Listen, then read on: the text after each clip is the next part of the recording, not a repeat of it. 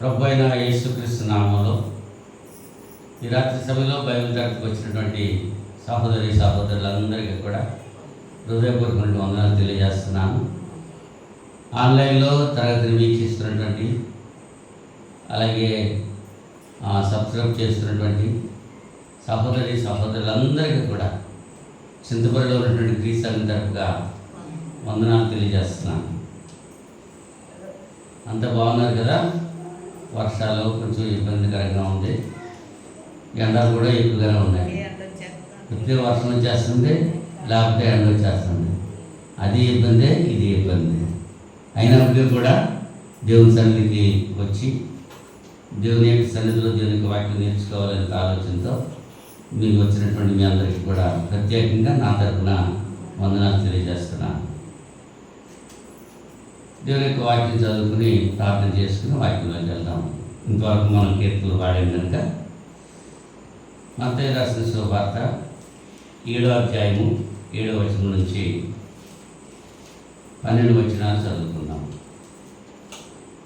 అడుగుడి మీకు ఇవ్వబడును, వెదకుడి మీకు దొరకను, తట్టుడి మీకు తీయబడును. అడుగు ప్రతివాడును పొందును, వెదకు వారికి దొరకును, తట్టువారికి తీయబడును.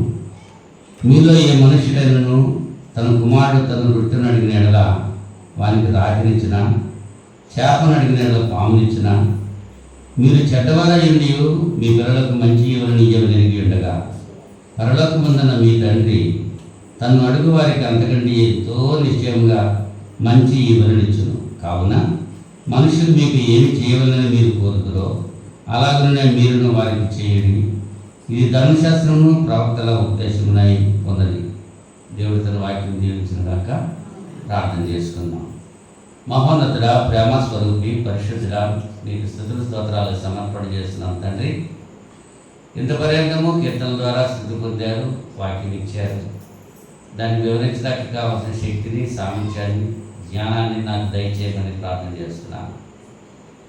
గతించిన శుక్రవారం నుంచి ఇంత పర్యంతము మీ యొక్క మహా దయచేత కృపచేత నన్ను మమ్మల్ని సజీవులతో ఉంచారు, సురక్షితంగా కాచి కాపాడాలని మీకు స్తోత్రాలు చెల్లిస్తున్నాను. కూడి వచ్చిన ప్రతి బిడ్డను దీవించండి. ఆన్లైన్లో వాక్యం వీక్షిస్తున్నటువంటి ప్రతి బిడ్డపై మీ యొక్క దీవెన ధారాళంగా కృపనింపు చేయమని మనవి చేస్తున్నాను. పరిశుద్ధమైన మీ లేఖనాలు ప్రియమైన మీ బిడ్డలకు అందించడానికి నిలువబడి నేను ఉండగా అపవిత్రమైన నా పెదవులు కాల్చి పవిత్రపరిచి పరిశుద్ధపరచమని విజ్ఞాపన చేస్తున్నాను. కొద్ది సమయము మీ లేఖనాల ద్వారా మీరే మాతో మాట్లాడి మీ నామానికి మహిమ ఘనత ప్రభావం తెచ్చుకుంటాడు. యేసుక్రీస్తు నామంలో ఈ ప్రార్థన అడిగి వేడుకుంటున్నాను పరలోకపు తండ్రి, ఆమేన్.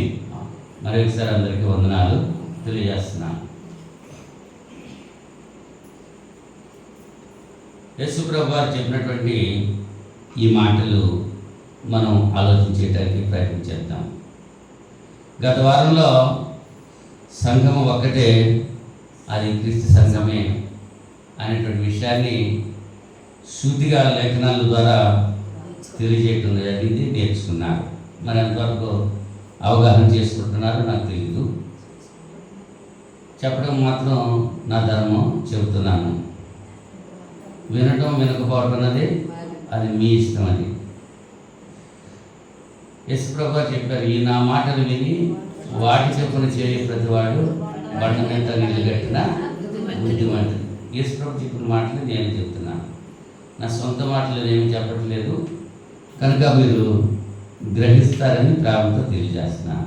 యేసుప్రభు గారు అన్నారు, అడుగుడి మీకు ఇవ్వబడును, వెదకుడి మీకు దొరుకును, తట్టుడి మీకు తీయబడును. అడుగుడి, వెదకుడి, తట్టుడి. 3 విషయాలు ఇక్కడ మనం చూస్తున్నాం.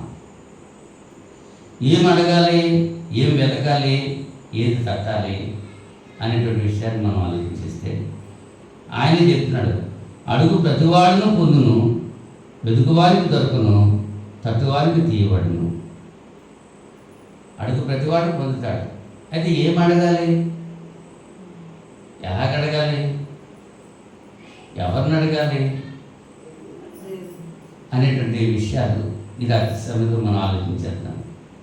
ఏం అడగాలి, అడగమంటే అడిగేస్తూ ఉంటారు. ఏం అడుగుతున్నాం, మనం ఏమడుగుతున్నాం, ఏం కావాలంటున్నాం, దేవుడే ప్రత్యక్షమై లేకపోతే దేవుని సన్నిధిలో ప్రార్థన చేసుకుంటే ఏమి అడుగుతున్నాం దేవుని సన్నిధిలో? ఉదయం సాయంకాలం నాకేం కావాలో, నా బంధువులు, నా రక్త సంబంధులు, నా కుటుంబ సభ్యులు, నా ఇల్లు పొరుగువారు, వీళ్ళే కదా అడిగేదండి. రక్షణ లేనటువంటి వారి కొరకు రక్షించమని ప్రార్థన చేస్తున్నామా? భక్తిహీనులు చాలామంది ఉన్నారు, నిత్యనాశనం వెళ్ళిపోయేవారు. వాళ్ళ కొరకు మనం ప్రార్థన చేస్తున్నామా? వాళ్ళ రక్షణ కొరకు ప్రార్థన చేస్తున్నామా అనేటువంటి విషయాన్ని మనం ఆలోచించాలి. మరి రాత్రి సమయంలో సంఘ బిడ్డలు ఎంతమంది రాలేదు? రానిటువంటి వారి గురించి మనం ప్రార్థన చేయాల్సిన బాధ్యత ఉందా లేదా? ఉంది. మనం వచ్చాము మంచిదే, మరి రావాల్సిన వాళ్ళు రాలేదు. వాళ్ళ కొరకు మనం ఏం చేయాలి? ప్రార్థించాలి. మరి ఈ రాత్రి సమయంలో దేవుణ్ణి మనం ఏం అడగాలి? ఏం అడిగితే బాగుంటుంది? ఏం అడిగితే బాగుంటుంది? ఏం అడగాలి అనేటువంటి విషయాన్ని మనం నేర్చుకుందాం. ఏం అడగాలి? హేరోదు కుమార్తె వాళ్ళ తల్లిని అడిగింది. హేరోదు అడిగాడు, అమ్మ నీకేం కావాలి కోరుకో, ఇంత డ్యాన్స్ చేసావు కదా నా పుట్టినరోజు సందర్భంగా, నీకేం కావాలో కోరుకో, అది రాజ్యంలో సగమైన ఇచ్చేస్తాను అని చెప్పినప్పుడు వెంటనే కోరుకుందా? తను నా తల్లిని అడిగి నేను వస్తాను అని చెప్తుంది. ఎవరు కోరుకుంది? చెరసాల్లో ఉన్నట్టు యోహాను యొక్క తలకాయని అడిగింది. ఏం చేసుకుంటారా తలకాయ తగ్గి? కక్ష సాధించమాట. మరి మనం ఏమడుగుతున్నాం? ఏం అడగాలి? 11వ వచనంలో అంటున్నాడు, 7వ అధ్యాయంలో మత్తయి సువార్త 11వ వచనంలో, మీరు చెడ్డవారయ్యుండి మీ పిల్లలకు మంచి ఈవులు ఎరిగి ఉండగా పరలోకమున మీ తండ్రి తను అడివారికి అంతకంటే ఎంతో నిశ్చయంగా మంచి ఈవుల్ని ఇస్తాడు. మంచి ఈవులు అడగాలి మనం. ఏవైతే మంచివో అవి అడగాలి. అయింది చెడ్డ వాటిని మనం అడగకూడదు. ఏ రోజు కుమార్తె చెడ్డ వాటిని అడిగింది, మనం అలా చెడ్డ వాటిని అడగకూడదు. ఏది కావాలి? మనకు మొట్టమొదటిగా కావాల్సింది ఏంటి? పరిశుద్ధాత్మ కావాలి, శుద్ధమైన హృదయం కావాలి. మనం పరిశుద్ధాత్మ ఎక్కడి నుంచో వచ్చి ఊడిపోయారు.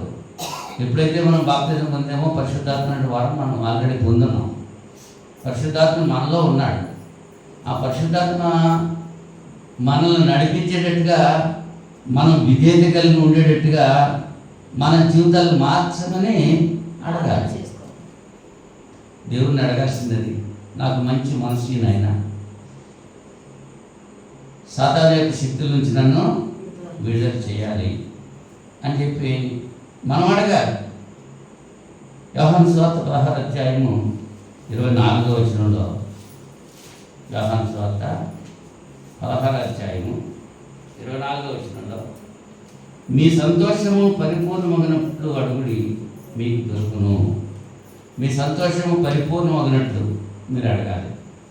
మీకు ఏదైతే సంతృప్తి కలిగి ఉంటుందో, మీకు ఏదైతే సంతోషాన్ని ఇస్తుందో దాన్ని అడగాలి. అవి చెడ్డవి కాదు, సాతాను సంబంధమైనవి కాదు. విద్యార్థులు ఉన్నారు, వాళ్ళకి ఏం కావాలి? జ్ఞానం కావాలి. సొలొమోను మహారాజు దేవుణ్ణి అడిగాడు. ఏమడిగాడు? ఈ ప్రజలందరినీ పరిపాలించడానికి కావాల్సిన జ్ఞానం కావాలని అడిగాడు. అవునా? జ్ఞానం అడిగాడు. నువ్వు ఐశ్వర్యం అడగలేదు, పేరు ప్రతిష్ట అడగలేదు, అయినప్పటికీ కూడా నీకు దాని రెండు కూడా ఇస్తానని దేవుడు ఇచ్చాడు. యెహోవా యందు భయభక్తులు కలిగి ఉండటం జ్ఞానానికి మూలం. మరి విద్యార్థులు ఏమో జ్ఞానం కొరకు అడుగుతారు. విద్య పూర్తి చేసుకున్న వాళ్ళు ఏం చేస్తారు? ఉద్యోగం కోసం అడుగుతారు. వివాహ వయసు వచ్చినట్టు ఎందుకు అడుగుతారు? పెళ్లి కావాలని అడుగుతారు. అంటే మీ సంతోషము పరిపూర్ణమగినట్లుగా మీరు అడగండి. అంటే సంతోషంగా ఉండాలి. ఆయన బిడ్డలు ఎప్పుడు కూడా సంతోషంగా ఉండాలని కోరుకుంటాడు. మన బిడ్డలు సంతోషంగా ఉండాలని మనం కోరుకుంటాంగా. అదే యేసుప్రభువు చెప్పారు, నీ కొడుకు నిన్ను చేప అడిగితే నువ్వు పామిస్తావా? మరి ఇంకేమడిగాడు? రొట్టెను మిమ్మల్ని అడిగితే రాత్రి ఇస్తావా? మీరు చెడ్డవారయ్యండి మీ పిల్లలకు మంచి ఈవులు ఇచ్చేటప్పుడు మరి పరలోకమందున తండ్రి మంచివాడు అయ్యండి మనకేమిస్తాడు? మంచి ఈవులనే ఇస్తాడు. కాబట్టి మనం ఏమడగాలన్నమాట? మన సంతోషము పరిపూర్ణమయ్యేటట్లుగా ఆయన్ని అడగాలి. లూకాసు సువార్త 11వ అధ్యాయము 13వ వచనంలో, లూకాసు సువార్త 11వ అధ్యాయము 13వ వచనంలో, పరలోకమందున మీ తండ్రి పరలోకమందున్న మీ తండ్రి తన్ను అడుగు వారికి పరిశుద్ధాత్మను ఎంతో నిశ్చయముగా అనుగ్రహించను. ఎంతో నిశ్చయముగా అనుగ్రహించను. అడిగి వారికి ఇస్తారు. అడగండి అమ్మాయిన పెడతాడ. అడగాలి కదా. అడిగితే పరలోకమున్న మన తండ్రి ఏం చేస్తున్నాడు? తను అడుగు ప్రతివానికి, తను అడుగు వారికి పరిశుద్ధాత్మను ఎంతో నిశ్చయంగా అనుగ్రహిస్తాడు. పరిశుద్ధాత్మను అడిగితే తప్పకుండా ఇస్తాడు. మరి అడుగుతున్నాం మనం, దేవా నాకు పరిశుద్ధాత్మ దయచేయి బాబు అని అడుగుతున్నామా? నాకు నిండు మనసు, నీ సన్నిధిలో చెడ్డ లక్షణాలు లేకుండా మంచిగా నేను జీవించడానికి మంచి హృదయాన్ని నాకు దయచేయమని అడుగుతున్నామా? దేవుని సన్నిధిలో అడగాల్సింది అది. నాకు కొంత వెండి కావాలి, లేకపోతే బంగారం కావాలి, కొంత ఆస్తి కావాలి, కొంత ఐశ్వర్యం కావాలి, కొంత ఆరోగ్యం కావాలి. వీటి కోసమే అడుగుతున్నాం తప్ప పరిశుద్ధాత్మను ఏమని చెప్పి అడగడం. మాకు ఎంతసేపు నిద్ర కావాలి, అవునా? ఏంటి దేవుని మాటలు వినక్కర్లేదు, నిద్రపోవటం చాలు మనకి. ఎంతసేపు నిద్రే, ఎక్కడికి వెళ్ళినా నిద్రే. యేసుప్రభు శిష్యులాగా నిద్రపోయారు. 3 సార్లు యేసుప్రభు మెలుగు చేసినా 3వ సారి కూడా నిద్రపోతానే ఉన్నారు. మన బతుకు కూడా అంతే, నిద్రపోతూ ఉంటే నిద్రమత్తు చింపిరి గుడ్డలను ధరింపజేస్తున్నాను. నిద్రమత్తు దరిద్రానికి కారణం కనుక దేవుని సన్నిధిలో మెలకుగా ఉండి దేవుని వాక్యం వినాలే తప్ప నిద్రపోతే దానివల్ల ప్రయోజనము లేదు. ఉందా? మెలకుగా ఉండండి ప్రియులారా, మీ మీద కీడు ఉంది ప్రియులారా అంటున్నాడు. పక్కన ఉన్నాడు పగవాడు, వాడు వచ్చి కూర్చుంటాడు. జతగాడు పగవాడు ఉన్నాడు. మెలకుగా ఉండాలి, మెలకుగా ఉండి ప్రార్థన చేయాలి. ఏమడగాలి? ఆయన్ని పరిశుద్ధాత్మను అనుగ్రహించమని అడగాలి. ఇంకా అంతకంటే ఎక్కువగా ఏమడగాలంటే కీర్తన గ్రంథం 2వ అధ్యాయము 8వ వచనంలో, నన్ను అడుగుము జనములను నీకు స్వాస్థ్యముగాను భూమి దిగంతముల వరకు నీకు సొత్తుగా నేను ఇచ్చేస్తాను. నన్ను అడుగు, అడిగితే నేను ఇస్తాను. అడగకుండా నేనేమిస్తాను? అడగాలి. ఏమడగాలి? నీకు జనాలు కావాలని అడుగు. ఆత్మల రక్షణ కొరకు కొన్ని ఆత్మలు నాకు కావాలి బాబు అని అడగాలి. జనాలను అడగాలి, మనుషులను అడగాలి. దేవుని కొరకు మనుషులు సంపాదించాలి.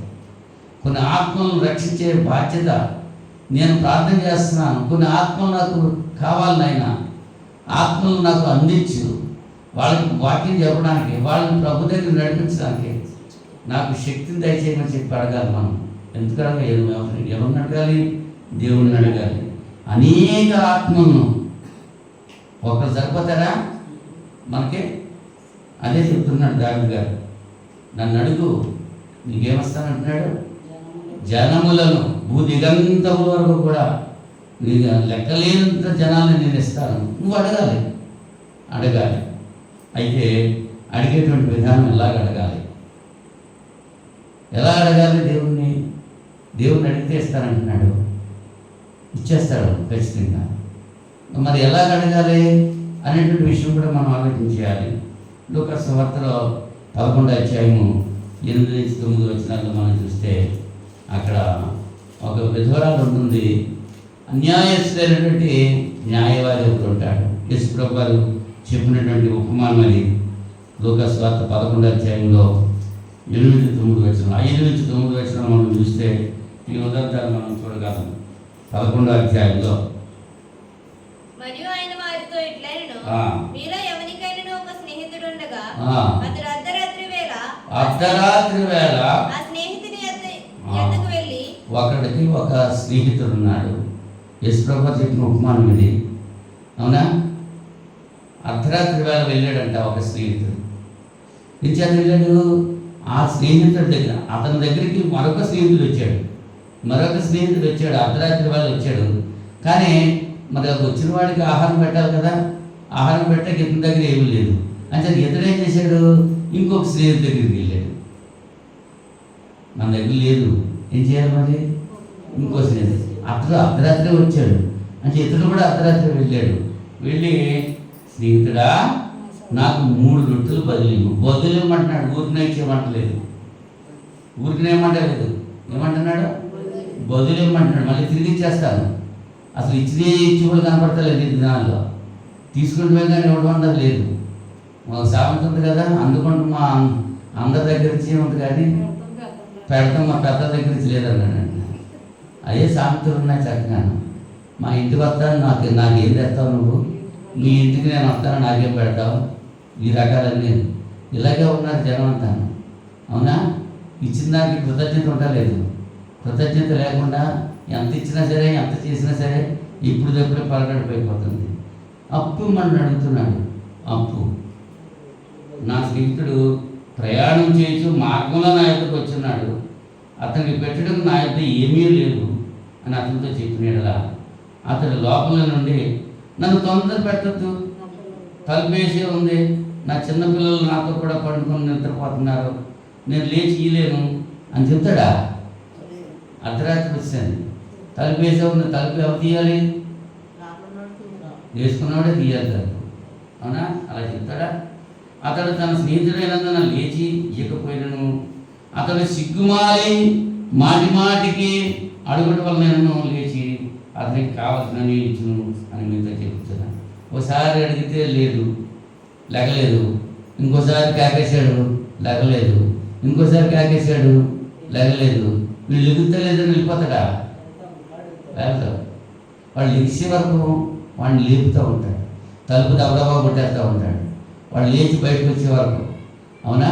అంటే మనం ఎలాగ అడగాలి దేవుణ్ణి? దేవుడు మనకి ఇచ్చే వరకు అడగాలి. ఎలాగ అడగాలి? అడిగేటువంటి విధానం ఎలాగ ఉంది? దేవుడు మనకి ఇచ్చే వరకు మనం అడగాలి. ఒకసారైనా ఉంది, అడుగుతుందో లేదో నాకు తెలియదు, మరి నాకు గర్భఫలం కావాలని అడుగుతుందో లేదో, మనమంతా అడుగుతున్నాం, మరి ఆ అమ్మాయి అడుగుతుందో లేదో మరి నాకు తెలియదు, ఇంకా ఇవ్వలేదు. ఇచ్చే వరకు ఏం చేయాలి? అడగాలి. పొందే వరకు అడగాలి. దేవుని అడుగు, మాటికి అడగాలి, మాటికి అడగాలి. ఒకటి ఎలాగ అడగాలి? మాటికి అడగాలి, ఇచ్చే వరకు అడగాలి. 18వ అధ్యాయంలో లోక సువార్తలో ఇప్పుడు ఆ విధవరాల సంగతి నేను చెప్తాను. 18వ అధ్యాయంలో లోక సువార్త 18వ అధ్యాయంలో ఆమె విసుగకుండా అడుగుతుంది. ఎలాగ అడిగింది? 18వ అధ్యాయంలో లోక సువార్త 18వ అధ్యాయంలో 3వ వచనంలో ఆమె అతని వద్ద తరచుగా వచ్చి, అంటే 1వ వచనంలో ఏం చెప్తున్నాడు? యేసుప్రభువు చెప్తున్నాడు, వారు విసుగక నిత్యము ప్రార్థన చేయుచుండవలనంటకు ఆయన వారితో ఈ ఉపమానము చెప్పాడు. ప్రార్థన ఎలా చేయాలి? విసుగకుండా చేయాలి, విసుక్కోకుండా చేయాలన్నమాట. దానికి ఒక ఉదాహరణ చెప్పారనమాట. ఏమని? దేవునికి భయపడకయు మనుషులను లక్ష్యపెట్టకయు ఉండి ఒక న్యాయాధిపతి ఒక పట్టణంలో ఉండెను. ఆ పట్టణంలో ఒక విధవరాలను ఉండెను. ఆమె అతని ఎదురు తరచుగా వచ్చి నా ప్రతివారికి నాకు న్యాయం తీర్చుకుని అడుగుచూ వచ్చింది, కానీ అతడు కొంతకాలము ఒప్పకపోయాడు. తరువాత అతడు నేను దేవునికి భయపడ్డెక్కయు మనుషులను లక్ష్య పెట్టకే ఉండను, ఈ విధవరాలను నన్ను తొందర పెట్టుతున్నది కనుక ఈమె మాటికి వచ్చి గోజాడుకున్నట్లు ఆమెకు న్యాయం తీర్చునని తనలో తాను అనుకున్నాడు. ఒకసారి అడిగింది వచ్చి లేదు, మళ్ళా వచ్చి అడిగింది, ఇంకా అత్మానం వచ్చి అడుగుతూనే ఉన్నాయి, ఇంకా అడుగుతూనే వస్తుంది. మనం దేవుడిని అలా అడుగుతూనే ఉండాలి. ఎలాగ అడగాలి దేవుణ్ణి? ఒకటి మాటికి అడగాలి, రెండోది విసుక్కోకుండా అడగాలి. విసుగుదల వచ్చేస్తే అడిగేది మనకే విసుగుదల వస్తే ఇచ్చే ఆయనకి ఎలా ఉంటుంది? అసలు కొంతమంది అలాగే చేస్తూ ఉంటారు, విసుగుదల వచ్చేసి వెళ్ళిపోతూ ఉంటారు. ఇప్పుడు అడుక్కునేవాడు వస్తాడు అనుకో, మన అమ్మ అడుగుతాడు, అడిగితే మనం రాలేదనుకో ఇంకోసారి అడుగుతాడు, ఇంకోసారి పలికి మనం పలకలేదనుకో నెలకొని వెళ్ళిపోతాడు. అని వచ్చేదాకా ఆగుతాడా? ఆగినోడికి వేస్తాం. మనం వెళ్ళే వరకు, వాడు వచ్చే వరకు, మనం వెళ్ళే వరకు ఎవడైతే ఉంటాడో వాడికే ధర్మం వేస్తాం. అంతే ఇక్కడ అడిగేసి అమ్మ భిక్షమయ్యి అని వెళ్ళిపోయాడు ఇంకో పక్కకి. ఒక అమ్మ మళ్ళీ భిక్ష పట్టుకుని చూసేటప్పుడు వాడు లేడు. ఏమైపోయాడంటే వెళ్ళిపోయాడు. ఇస్తాడు దేవుడు తప్పకుండా, ఆలస్యం అవుతుంది కానీ తప్ప ఇవ్వకుండా ఉండడు. ఒకటి మాటిగా అడగాలి, రెండోది విసుకోకుండా అడగాలి, మూడోది మత్తయి సువార్త 21వ అధ్యాయము 22వ వచనంలో, మత్తయి సువార్త 21వ అధ్యాయము 22వ వచనం. మరియు మీరు ప్రార్థన చేయనప్పుడు వేటిని అడుగుదురో అవి దొరికినవని నమ్మిన యెడల మీరు వాటినన్నిటినీ పొందుదురు. విశ్వాసంతో అడగాలి. అవి నేను పొందేశాను అని అడగాలి. దేవుడిని అడిగింది నేను పొందాను. చిన్నపిల్లలు ఆడుకుంటూ ఉంటారు. మా డాడీ సైకిల్ పట్టుకొస్తాడు అనుకుంటాడు. పుట్టినే సైకిల్ లేదు అక్కడ. సైకిల్ ఎక్కినట్టు వాడు సైకిల్ ఎక్కి దాన్ని తొక్కేస్తున్నట్టుగా యాక్షన్ చేసేస్తూ ఉంటాడు. అంటే ఏం చేస్తున్నాడు వాడు? డాడీ తెచ్చేస్తాడు, డాడీ ఇచ్చేస్తాడు సైకిల్. అడిగాను నా డాడీని, ఖచ్చితంగా ఇస్తాడు అని ఏం చేస్తున్నాడు? సైకిల్ నిజంగా సైకిల్ ఎక్కినట్టే తొక్కేసుకుంటూ ఉంటాడు, ఫీల్ అయిపోతూ ఉంటాడు. చిన్నపిల్లలు లాంటి మనస్తత్వం మనం కలిగి ఉండాలి. దేవుని రాజ్యంలో ప్రవేశించాలంటే చిన్నపిల్లల లాంటి మనస్తత్వం కలిగి ఉండాలి. దేవుడు మనకి ఇచ్చాడు, మనం ఏమైతే అడిగామో అవి పొందేసాం. ఇప్పుడు ఋతు జ్వరంగా ఉంది, జ్వరం తగ్గింది అని ప్రార్థన చేస్తున్నామా? జ్వరం తగ్గిపోయింది, ఇంకా లేని జ్వరం లేదు. అది ఆ రీతిగా మనం ప్రార్థన చేయాలి. విసుగకుండా ప్రార్థన చేయాలి, మాటికి ప్రార్థన చేయాలి, మరి విశ్వాసంతో ప్రార్థన చేయాలి. తర్వాత 4వదిగా మనం చూస్తే యోహాను మొదటి పత్రిక 3వ అధ్యాయము 22వ వచనంలో, యోహాను మొదటి పత్రిక 3వ అధ్యాయము 22వ వచనంలో, మరియు మనం ఆయన ఆజ్ఞలను గైకొనొచ్చు ఆయన దృష్టికి ఇష్టమైనవి చేస్తున్నాము కనుక మనం ఏమి అడిగినను అది ఆయన వల్ల మనకు దొరుకును. ఎప్పుడు దొరుకుతుంది? మనం ఆయన ఆజ్ఞలకు, ఆయన దృష్టికి ఇష్టమైనది చేస్తూ అడగాలి. మనం ఆయన దృష్టికి ఇష్టమైనది చేయాలి. ఆయన ఆజ్ఞలు గైకోవాలి. ఆయన ఆజ్ఞలు గైకోకుండా, ఆయన దృష్టికి ఇష్టమైనది చేయకుండా మన ఇష్టం వచ్చినట్టు చేసుకుంటూ దేవుడిని అడిగితే దేవుడు ఇవ్వడం మనకి. ఆయన దృష్టికి ఇష్టంగా ఉండాలి మనం.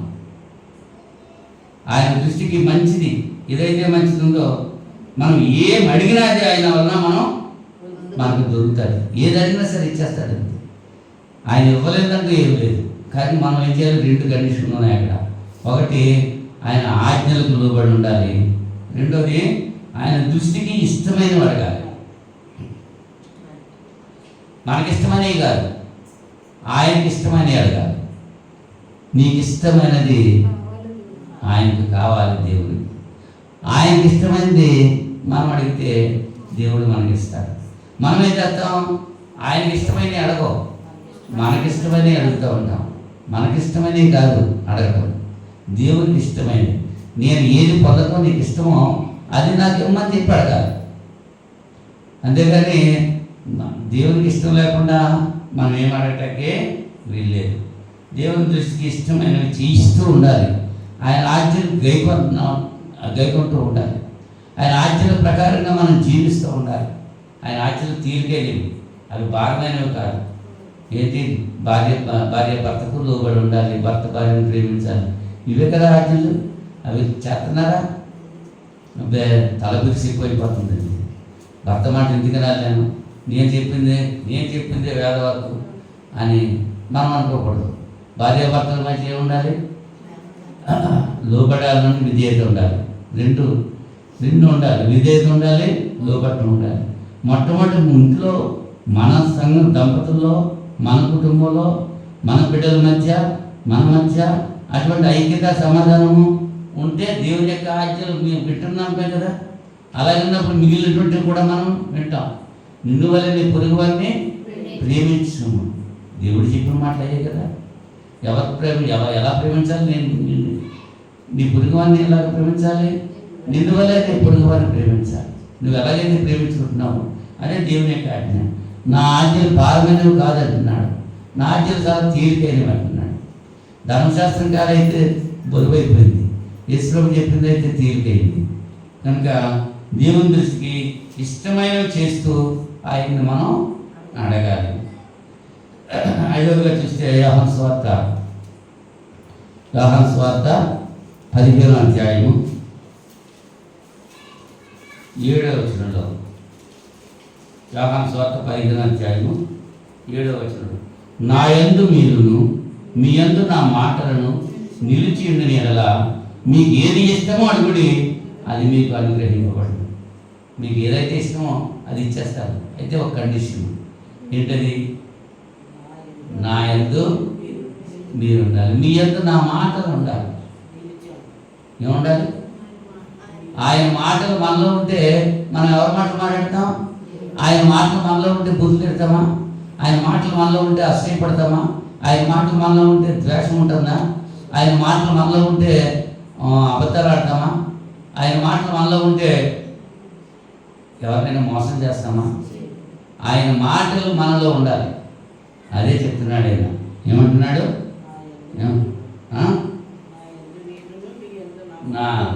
నా యందు మీరును మీ యందు నా మాటలను నిలిచి ఉన్న ఎడల మీకు ఏది ఇష్టమో అది అడుగుడి, అది మీకు అనుగ్రహింపబడును. నా యందు మీరు ఉండాలి, మీ యందు నా మాటలు ఉండాలి. నాలో నువ్వు ఉండాలి, నీలో నేను ఉండాలి. ఇద్దరు ఏకమై ఉండాలి. తలుపు దగ్గర నిలబడి ఆయన పిలుస్తున్నాడు, తలుపు తీయమని అడుగుతున్నాడు. హృదయం అనేటువంటి తలుపు దగ్గర నిలిచి ఆయన తట్టుతున్నాడు. ఆయన స్వరం విని మనం తలుపు తీస్తే, మనం తలుపు తీయాలి. మనం హృదయం అనేటువంటి తలుపు తీస్తే ఆయన వచ్చి లోపల మనం ప్రవేశించి ఆయన మనతో కలిసి భోజనం చేస్తాడు. మనం తలుపు తీస్తున్నామా? ఒకవేళ తలుపు తీసినా సామాను ఎక్కువైపోయింది. ఏది అయిపోయింది? దేవునికి ఇష్టంగానే ఎక్కువ ఉంటున్నాయి. తలుపులో, గదిలో దేవునికి ఇష్టమైనవి ఉన్నాయా? తలుపు తీస్తే ఏమున్నది? లోపలికి రావడానికి ఆయనకి కంపు కొట్టేస్తుంది అనమాట. ఏంటది? 7:21 మత్తయి 7:21 చెప్తున్నాడు. ఏమి ఉన్నాయి అందులో? లోపల నుంచి వచ్చేవి మనిషిని అపవిత్రపరచతో కదా, లోపలికి వెళ్ళేది మనిషిని అపవిత్రపరచదు, బహిర్భూమిలోకి వెళ్ళిపోతాయి. అయితే లోపల నుంచి బయటకు వచ్చేవి ఏది బయటకు వస్తున్నాయి? చెడ్డ మాటలన్నీ కూడా 21 లక్షణాలు ఉంటాయి. అవన్నీ కూడా లోపల నుంచి బయటకు వచ్చేసి అవన్నీ లోపల పోతే ఇక దేవుడు లోపలికి రావడానికి ఎలాగ అవకాశం ఉంది? ఆయనకి అవకాశం ఉందా? లేదు. అంటే వాటిని మొట్టమొదటి ఏం చేయాలి? మనం తీసేసుకోవాలి. తీసేసుకోవాలి. నా మాటలు ఉండాలి నీలో, ఇంకా మిగిలిన ఏముంటాయి? వీల్లేదు.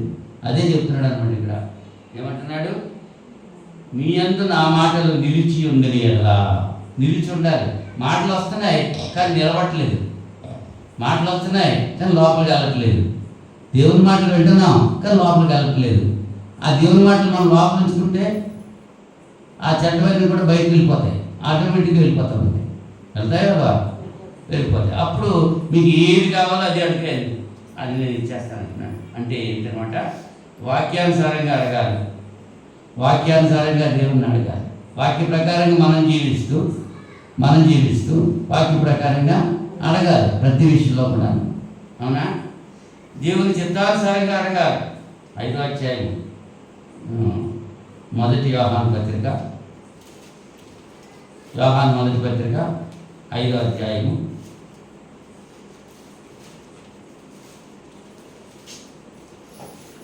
14వ వచనం.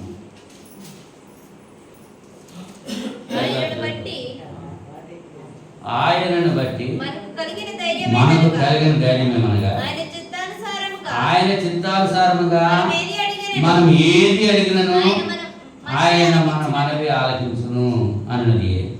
అది ధైర్యం. అది మనకు కలిగిన ధైర్యం ఏంటంటే ఆయన చిత్తానుసారముగా మనం ఏది అడిగినా సరే ఆయన చిత్తం. ప్రభువాని పిలిచి ప్రతివాడు పరలోక రాజ్యంలో ప్రవేశింపడు కానీ పరలోకముందున నా తండ్రి చిత్త ప్రకారం చేయవాడే. ఏంటి ఆయన చిత్తం? ఆయన చిత్తం ఏంటి? ఆత్మ భారం. ఆయన ఆకలి అయింది అన్నాడు, ఆయన దప్పిక అయింది అన్నాడు శిలువ మీద. ఏంటి ఆ దాహం ఏంటి? ఆత్మల కొరకు. అవునా? ఆయన ఆకలి మనం తీర్చాలంటే కొన్ని ఆత్మలను మనం రక్షణలోనికి నడిపించాలి. అసలు మనమే రక్షణలో నడపలేదు, మన నడకే వంకరంకరగా ఉంది. ఇంకా ఇతరులకు మన నడకలా కనిపిస్తుంది. సైకిల్ తప్పడం నాకే రాదు, మరి ఇంక పావునికి నేర్పించాలంటే నేను ఎక్కడ నేర్పిస్తాను? ముందు తప్పడం నాకు రావాలి కదా, బండి నడపడం నాకు రావాలి. నాకు వస్తే నేను నేర్పించగలను, నాకే రాదు, మరి ఎలా నేర్పించగలను? అందుకని అన్నమాట ఏమంటున్నాడు, ఆయన చిత్తానుసారముగా మనం మీరు అడిగినాను, ఆయన మనవి ఆలకిస్తాడు. దేవుని చిత్తానుసారంగా అడగాలి, దేవుని చిత్తాన్ని నెరవేర్చేటువంటి వారుగా మనం ఉండాలి. యేసుప్రభు వారు అన్నారు, తండ్రి నీ చిత్తం నెరవేర్చడానికి నేను లోకానికి వచ్చానన్నాడు. నా చిత్తం నెరవేర్చుకుంటా లేదు. మనమైతే మన ఇష్టాన్ని నెరవేర్చుకుంటా చూస్తున్నాం. దేవుని చిత్తం ఏంటో ఎరగట్లేదు, దేవుని చిత్తం నెరవేర్చాలనే ఆలోచన ఉండట్లేదు. ఏం చేస్తాం? మన చిత్తమే ఎంతసేపు, ఎంత మనకు కావాల్సింది మనకు కావాల్సింది నాది నాది మాది మాది అనేటువంటి మాట తప్ప. మరి లోకం గురించి నశించిన దాన్ని వెతికి రక్షించడానికి దేవుడు తన కుమారుడిని క్రీస్తు లోకానికి పంపించాడు. దేవుని యొక్క పనిలో పాలుభాగస్తులుగా మనం ఉంటున్నామా? ఆయన మాటకు లోబడి మనం జీవిస్తున్నామా? ఆయన చిత్తానుసారంగా మనం జీవిస్తున్నామా? మన ఇష్టానుసారంగా మనం జీవిస్తున్నామా? ఆయన చిత్తానుసారంగా మనం జీవిస్తూ ఉంటే మనం ఏది కావాలంటే అది ఇస్తాడు. నాకు ఒక హెలికాప్టర్ కావాలని అడిగాను అనుకో, ఇచ్చేస్తాడా? ఎందుకు హెలికాప్టర్ నాకు ఎందుకు? నేను ఏం చేసుకుంటాను? దాని ఆయిల్ నింపడాకే నేను సరిపోను. నేను ఏం చేస్తాను వెళ్ళి హెలికాప్టర్? మన అది ఆయన చిత్తమా? నాకు ఏమన్నా బండి ఉంటే చాలు, ఒక కారు ఉంటే చాలు వెళ్ళడానికి, ప్రయాణం చేయడానికి. అందుకే హెలికాప్టర్ అక్కర్లేదు. ఇప్పుడు కూలి పని చేసుకునే వ్యక్తి ఉన్నాడు. ఇదివరకైతే సైకిళ్ళు ఉండేవి, మరి ఇప్పుడు సైకిల్ లేవు. బండి వేసుకుని ఇద్దరు కలిసి చక్కగా వెళ్ళిపోతున్నారు. ఆ పెట్రోల్ ఇద్దరు పంచుకుంటున్నారు, ఇద్దరు వెళ్తున్నారు. అది అవసరం అది. అంతేగాని నాకు కారు కావాలి, నేను కోతకు వెళ్తాను, కారు కావాలన్నది అనుకో, అది దేవుని చిత్తం కాదు. అది అర్చత అంటున్నాడు అనమాట. ఏమంటున్నాడు? ఆయన చిత్తానుసారముగా మనం ఏది అడిగినను ఆయన మనవి ఆలోచించు. ఆయన చిత్తానుసారంగా మనం ఏం అడిగినా సరే ఆయన మనకి ఇస్తాడు అనేటువంటి విషయాన్ని మనం గుర్తించుకుని ఆయన్ను అడగాలి. ఆఖరిగా 14:14 యోహాను సువార్త 14:14 నా నామమున మీరు నన్ను ఏమి అడిగినను నేను చేతును. మీరు నన్ను ప్రేమించిన యెడల నా ఆజ్ఞలు కైకొందురు. నేను తండ్రిని వేడుకుంటును. మీ వద్ద ఎల్లప్పుడూ ఉండుటక ఆయన వేరొక ఆదరణకర్తను అనగా సత్యస్వరూపైనందు ఆత్మను మీకు అనుగ్రహించు. నా నామం పేరట మీరు ఏది అడిగినా ఆయన ఇచ్చేస్తాడు. ఎవరి నామంలో?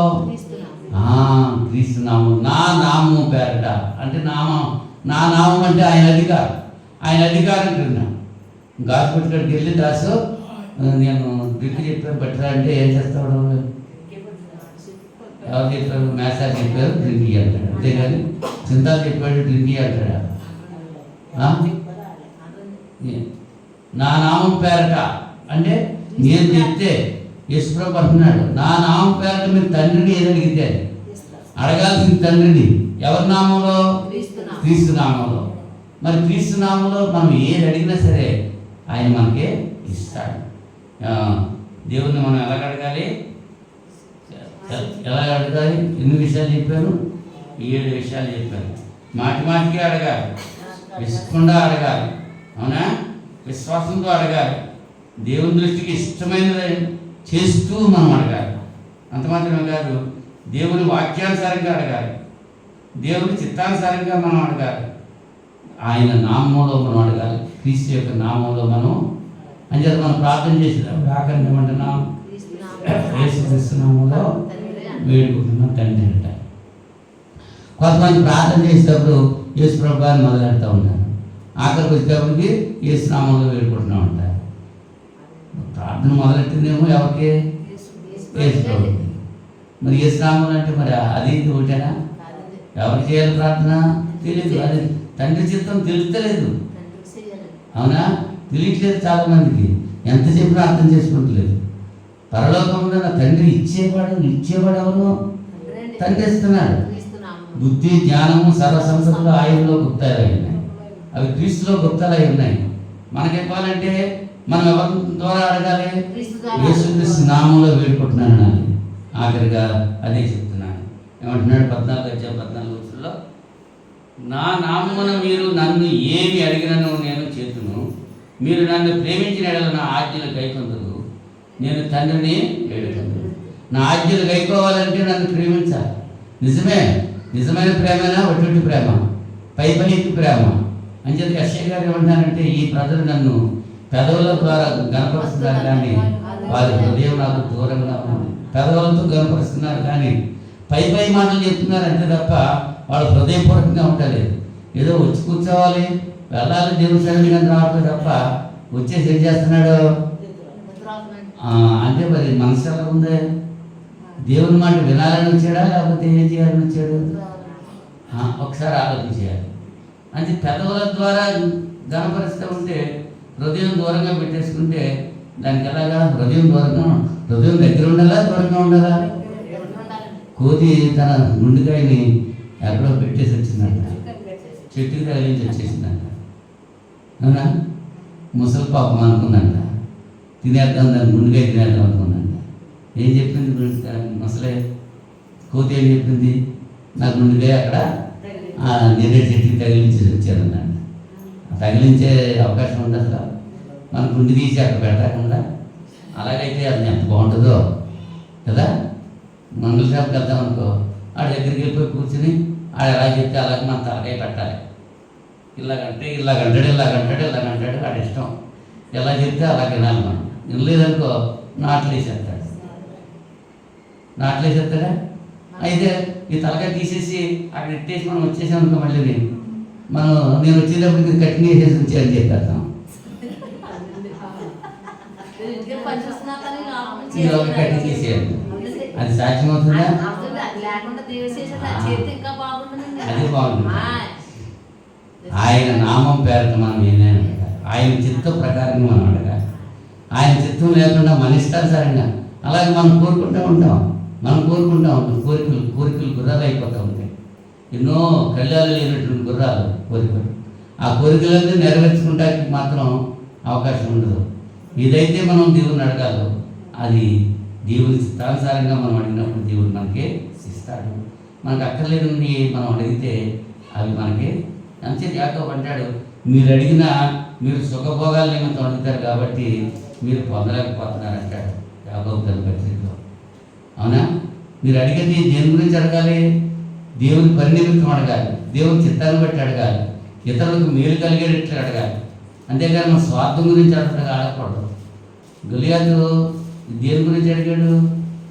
ఎదుటి వాడిని చంపేస్తానన్నాడు. అంతే. శక్తి ఇచ్చాడా? గొలియాతుకి ఇచ్చాడా? దావీదుకి ఇచ్చాడా? ఇచ్చాడా? దావీదేమో దేవుని బిడ్డ, మరి గొలియాతు కాదు. దేవుడు అంటే తగ్గలేదు అంటే మరి గొలియాతు అడిగితే ఇచ్చేస్తాడా? లేదు. మీ యందు నేను ఉండాలి, మీ యందు నా మాటలు ఉండాలి. అప్పుడు మీరు ఏదైతే అది నేను ఏది అడిగినా సరే ఇచ్చేస్తారంటున్నాడు. దోకా లేదు, ఇంకా ఏమాత్రం వెనకాడే పని లేదు. ఏది అడిగినా సరే. కానీ మనం అంటే ఎన్ని తలచినా ఏది అడిగినా జరిగేది దేవుని చిత్తం. దేవుని చిత్తానికి లోబడి మనం జీవించాలి తప్ప మరి మరియమ్మ వద్దంటే ఆగిపోనా? నేను కనికను కదా, నాకు గర్భం ఎందుకు అని అన్నదనుకో మరియమ్మ, యేసు ప్రభు లోకంకి రావడానికి అవకాశం ఉందా? ఎలిజబెత్ నేను ముసలిదాన్ని అయిపోయినాయా, నాకు ఇప్పుడు గర్భం ఎందుకు అని అందనుకో, బాప్తిసం ఇచ్చినట్టు వివాహం వస్తారా? లేదు. శారమ్మ గర్భవతి అయింది, నవ్వు వచ్చింది, శారాకి నవ్వు వచ్చింది. అవునా? నేనంత ముసలిదాన్ని అయిపోయాను, నాకు గర్భం వస్తుంది ఏంటి అని నవ్వింది. అంటే దేవునికి అసాధ్యమైన ఉందా? అక్కడే చెప్తున్నాడు దేవుడు, నేను సర్వశక్తివంతుడను అన్నాడు. సర్వశక్తివంతుడను అన్నాడు. శారా నవ్వాల్సిన అవసరం వచ్చింది అని అడుగుతున్నాడు. అది కృపాకాలం కాబట్టి శాపం రాలేదు. కానీ మరి జక్కయ్యకి ఏమైంది? జక్కయ్య ప్రార్థన చేస్తున్నాడు. అవునా? మరి తన తరగతి ధర్మం చెప్పున యాజకత్వం చేస్తున్నాడు.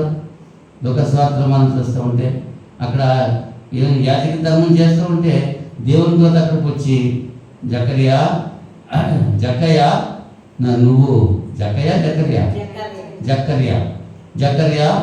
నీ ప్రార్థనలో దేవుని సన్నిధికి చేరియ్యా, నీకు కుమారుడు పుడతాడు, అతడికి యోహాను అని పేరు పెడతావు అని చెప్పినప్పుడు ఆశ్చర్యపోయి నమ్మాడా? మరి నమ్ముటనే వల్ల అయితే నమ్మువానికి సమస్య సాధ్యమే. మరి నమ్మాడా జకర్యా? నమ్మలేదు. నమ్మడం వల్ల ఏమైంది?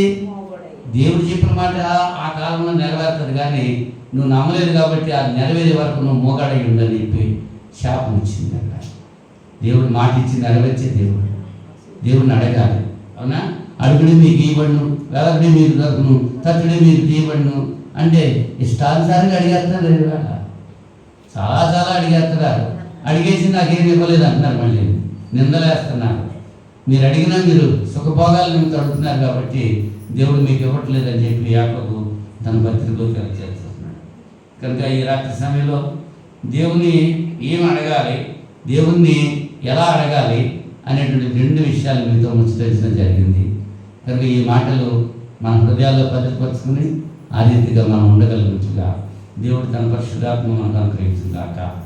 ప్రార్థన చేసుకుందాం. మహోన్నతుడా, పరిశుద్ధుడా, జీవాధిపతి, సృష్టికర్త మీకు స్తోత్రాలు. ఈ రాత్రి సమయంలో నాయన అడుగుడి మీకు ఇవ్వబడును, వెదకుడి మీకు దొరుకును, తట్టుడి మీకు తీయబడి అని చెప్పి మీ కుమారుడైన క్రీస్తు సెలవిచ్చిన మాటల్లో ఉన్నటువంటి సారాంశాన్ని, కొద్ది విషయాలు ఎలా అడగాలి, ఏం అడగాలి అనేటువంటి 2 మాటలు మాత్రమే బిడ్డలతో ముచ్చటించడానికి ఇచ్చిన అవకాశం బట్టి నాయన మీ సన్నిధిలో కృతజ్ఞతలు తెలియజేసుకుంటున్నాం. ఎన్నో ప్రతి బిడ్డను దీవించండి, ఆశీర్వదించండి.